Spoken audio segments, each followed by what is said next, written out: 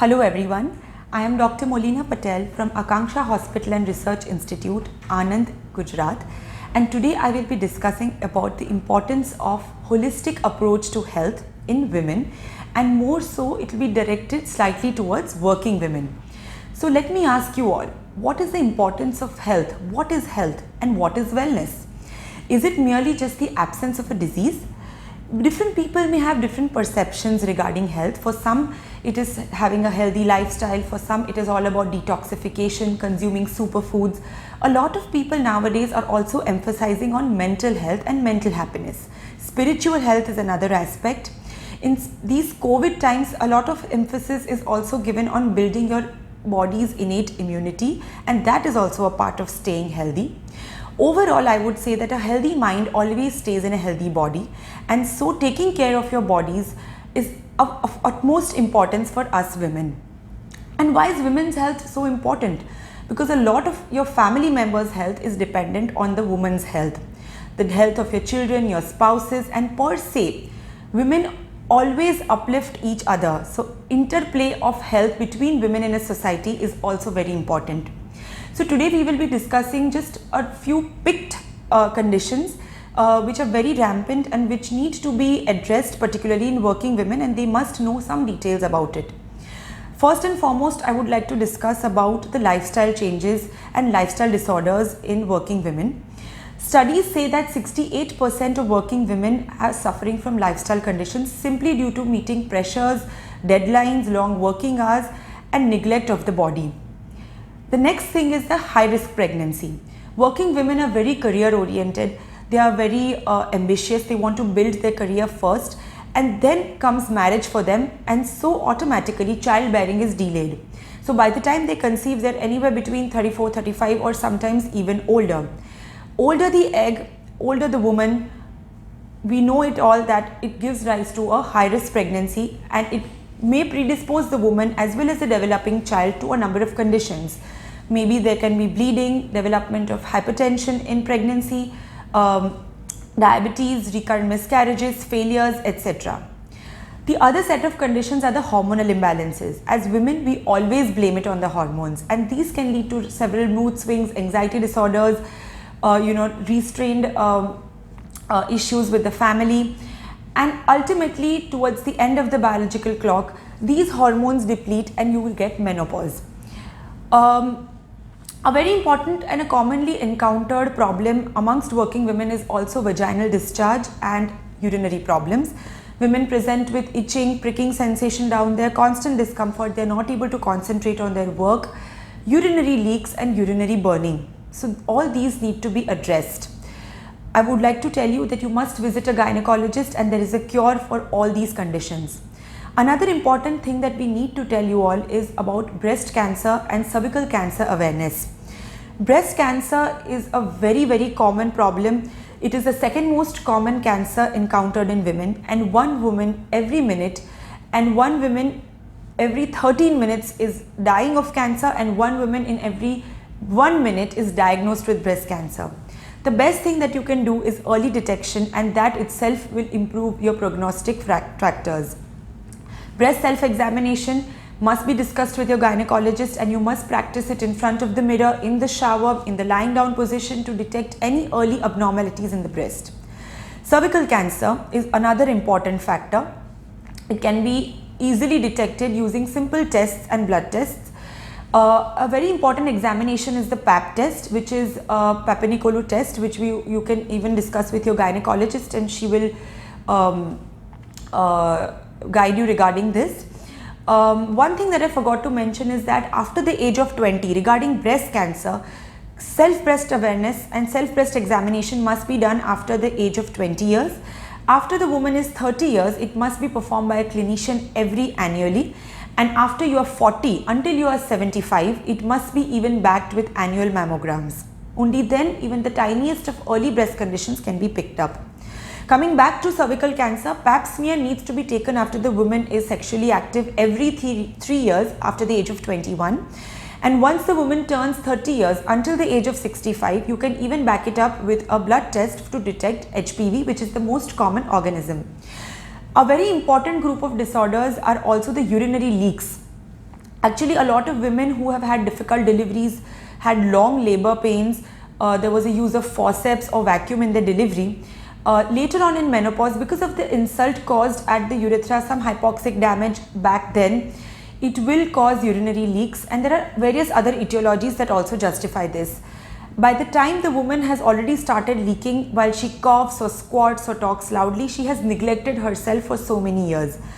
And once you go to the gynecologist, you will be asked a detailed history regarding this, infections will be ruled out, and now a lot of energy based devices are also available which can treat these urinary leaks without the need of a surgery. The most common and popular ones in this context are the vaginal lasers. So vaginal lasers, the most common one is CO2 fractional laser, which has excellent results. It's a thin long probe which is lubricated with baby oil, and we insert it into the vagina, and the energy is given all within the canal. Specific areas are targeted depending upon the clinical condition of the patient and the problems, and it gives excellent results, and you may further contact your gynecologist for details. Menopause. Menopause is another part of a woman's life. It's actually called puberty part 2.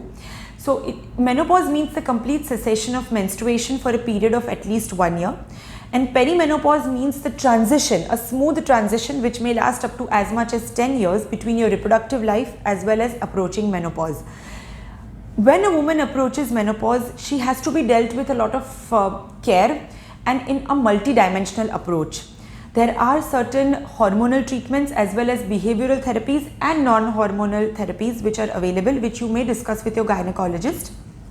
And these may include even acupuncture, recommendations regarding exercise, healthy lifestyle, isoflavones, physiotherapy, hormonal patches and gels in the form of estrogen gels, cyclical progesterone therapy, progesterone releasing IUDs, and so on. And this may be discussed in further details with your gynecologist. The next I would like to talk about is the diet. So 3 key concepts about diet. Actually a lot is being said and we are full up to here with information regarding different diets. But all I would like to say is 3 important things. The most important is what to eat. So foods that are visually appealing, have lots of colors, are actually very rich in micronutrients and minerals. So you must include a lot of fresh fruits and vegetables. Avoid anything that is processed, nothing that comes from a packet, no colas, no candies, and no burgers and junk food.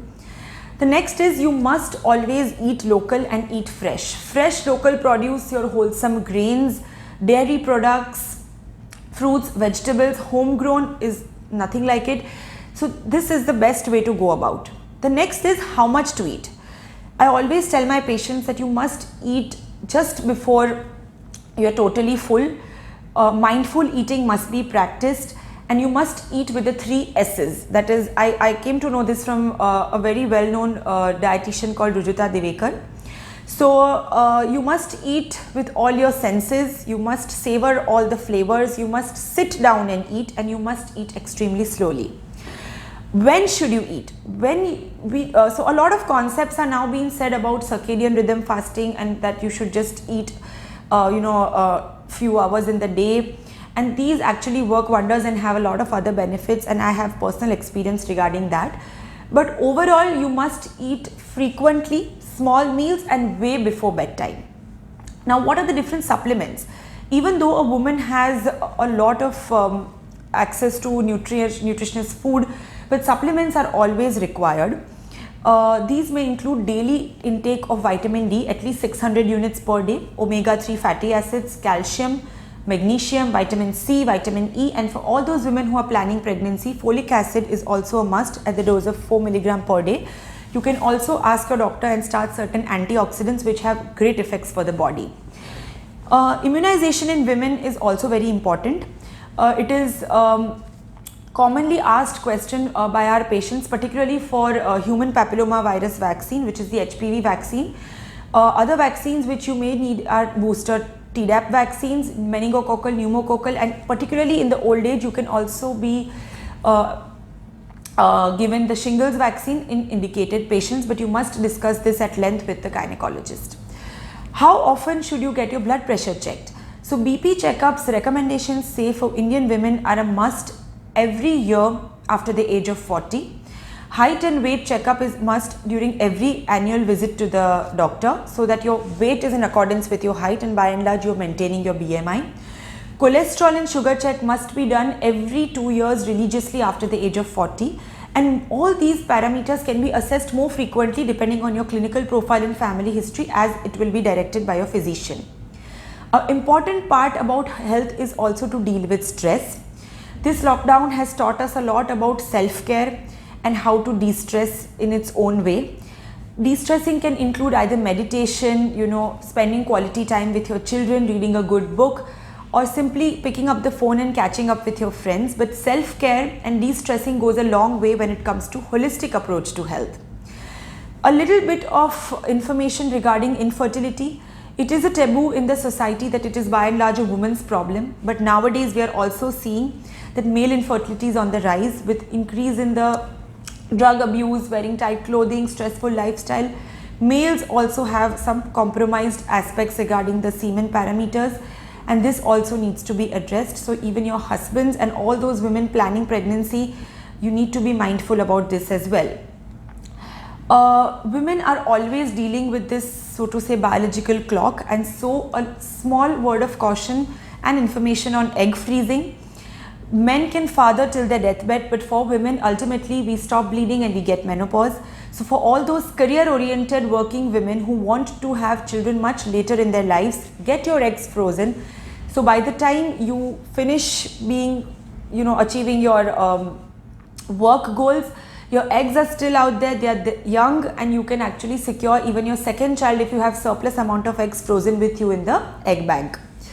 For all those women who have or who are thinking about getting IVF treatments done, it is a great indication for a lot of women who have failed to conceive naturally and are trying since a lot of years, and you may discuss IVF treatment at length with your infertility specialist. For those women who are very stressed about their firstborns being born with some or the other abnormality, it is now possible to actually eliminate the genetic disease right from the embryo stage using pre-implantation genetic screening and diagnostic testing. So this can also be discussed with your doctor. The unfortunate women, I would say 1 in 4,000 women who are born congenitally without a uterus, surrogacy is there to help you. It is a win-win situation, and I am very fond of this arrangement personally, being at Akanksha, and we can definitely help you with this if you want to know more about surrogacy. So finally, to conclude, that as Michelle Obama has rightly put it, that health is not about measuring your waistline or measuring your weight. It is all about how a woman feels on the inside as well as on the outside. So it's a little steps and modifications that a woman makes for herself and her family on a day-to-day basis. So ultimately, this goal of achieving a healthy lifestyle can be achieved. Thank you.